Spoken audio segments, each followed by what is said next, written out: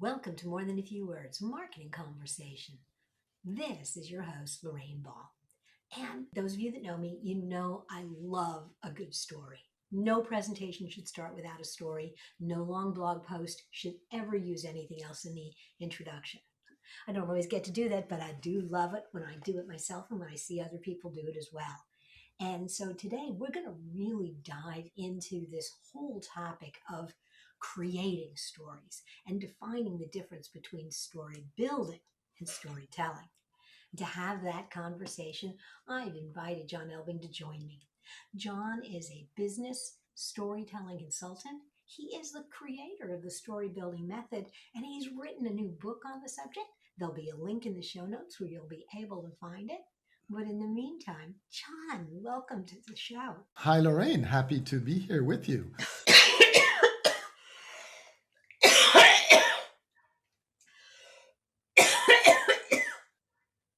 I did not expect that came out of nowhere. Yes. Okay. John, welcome to the show. Hi, Lorraine. So thank you for having me. I'm really happy to be here and to talk about my favorite subject. Well, I am excited to have this conversation.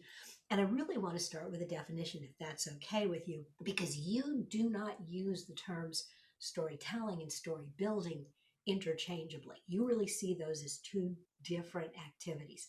How do you define that difference? So I feel that storytelling has become a buzzword where it's all about tips and tricks and how to make your story nicer, add a nice coat of paint and make it cute. But it doesn't really mean which story do you want to tell? So I called it story building on purpose to sort of say, before you figure out, should you start with a hook? Should you do this? Should you stand straight? Should you do all this kind of stuff? It's which story do you want to tell? And for me, you're telling your customer's story. You're not telling your own story. So you really take their standpoint. My company's name is Standpoint because you have to take their standpoint, tell their story to get them engaged in how you can help. I had somebody on who was a guest who said that if you're the hero of the story, you're telling the wrong story. You bet. The customer is the hero. You're the guide there to help them be successful. They're Luke Skywalker, you're Yoda. It's Okay, so you know that the story is going to be about your customer, about their successes, about the role that you play, but it is in their successes. How do you start building that story in a way that assembles the right information, weeds out the things you don't need to have in there, and really creates a coherent message about you and your brand? So in this story building method, the idea is I've sort of feel that when we encounter a brand for the first time, we go through 3 steps in our mind. And if you can tell a story that brings the person through those steps, it'll be a natural way to bring them along. And I find a lot of companies skip the first step and skip the last step because they all, and so for me, those 3 steps are recognition. When you meet a brand, you sort of have to recognize yourself in the brand. If you don't know for who it's for or what, they sort of say, hey, we do this stuff, but you're not really sure, you have trouble to engage. Or if you feel that they're targeting someone else, even if it could be fine, you go to a landscaper and you feel that it's for companies and not for private people, where you're going to just skip. So that first thing, it's really important to feel, if I go onto a website thinking, we have services for independent consultants with gray beards, a cat that live in Switzerland, I'll think, ooh, I'm interested. Even before I know what they're offering, because I recognize myself and they think, ooh, they work with people like me or companies like me. Then there's a step. Okay, go ahead. But I was going to say, I love that. I love that idea. And I think it's both in words and in images that you can create that story point connection as you're kind of using your story everywhere. I was reminded we were dealing with a fertility clinic, and all of the pictures we were finding were these blonde mothers with little blue-eyed babies, but that wasn't representative of the community that we were in.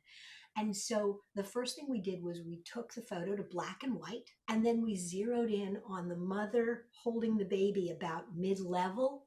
So no hair, no facial features. And it was an amazing way to help people recognize Yeah, that that could be me. that could be me. Yeah, yeah. Okay, so we've got recognition. Now perception. And perception is this idea that you have to really understand. So it sort of starts emotionally, where you don't necessarily know why. You walk by a cafe and think, "Ooh, I want to go in there." And then, but here, so part of it is you have to be clear. You don't want to be, funny or clever. You really want people to understand. There's so much out there today that differentiation is really important. Why are you different? And the other thing is a kind of thing around category. People want to put you in a box. What do I compare you to? If I don't know if it's this thing and I'm not sure what it is, but if I say, "Oh, that's like this," that helps me position the thing. And if you can be strong in that category, that's even better. I like to say, I've asked 500 people to give me 3 brands of energy drinks. People say Red Bull, then they hesitate, and some of them say Monster. Well, I'm in Europe, that's another one.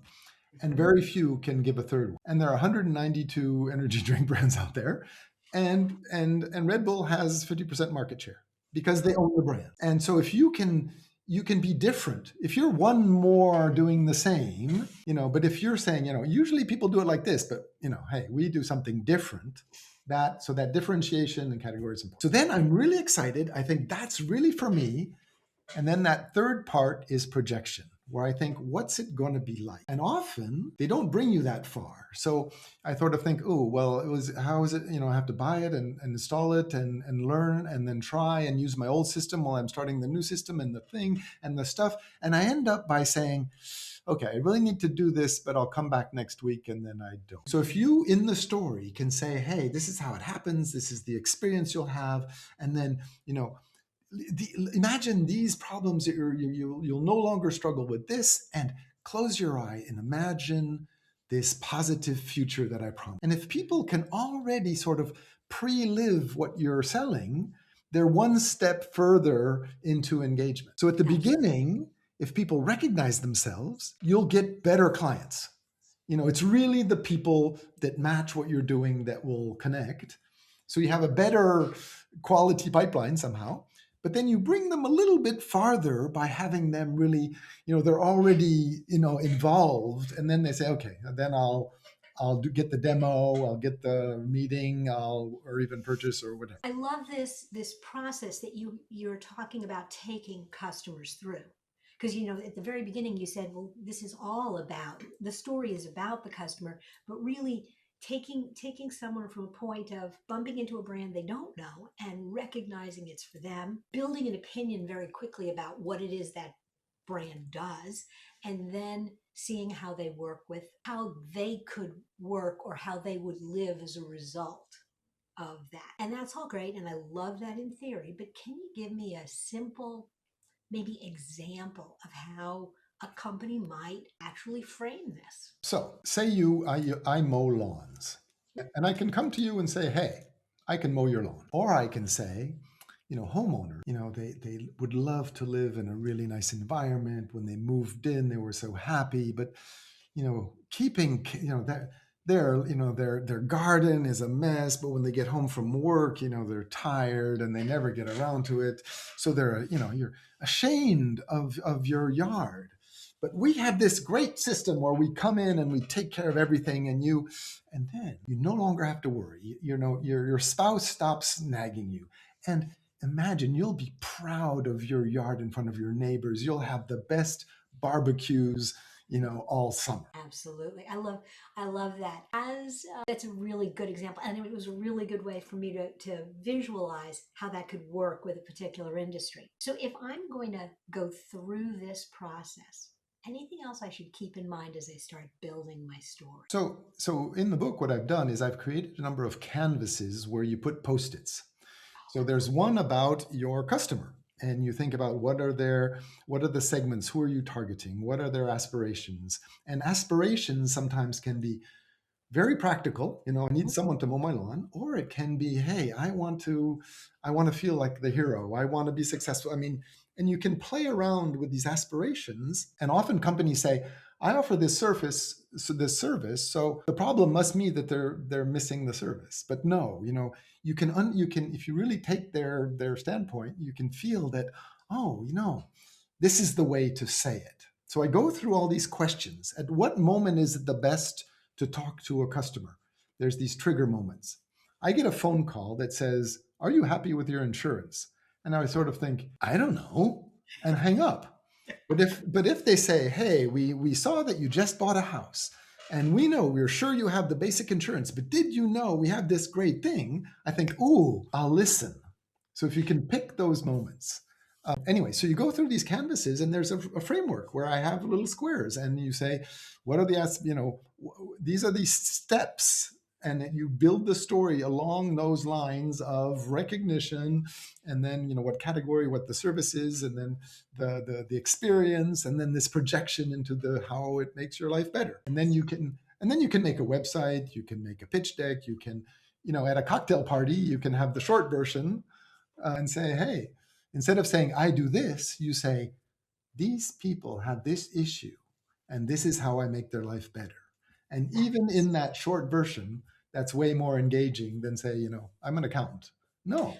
Absolutely. Because let's face it, being an accountant is not that interesting. Well, no, but it could be.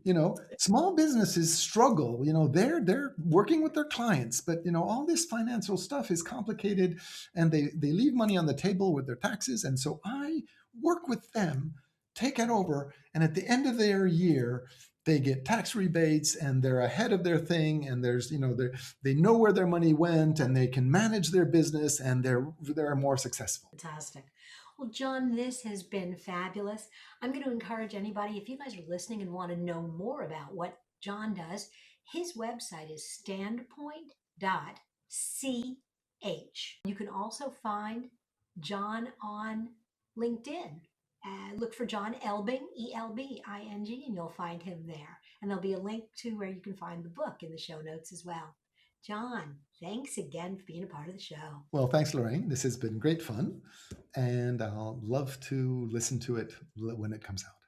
Fantastic. And for those of you listening now and looking for other marketing resources, or maybe this conversation prompted an idea in your head, hop over to morethanafewwords.com/contact. Leave me a message, or better yet, leave me a voice note. I'm trying to collect a few of those for upcoming episodes. This has been another episode of More Than a Few Words. Thanks for listening.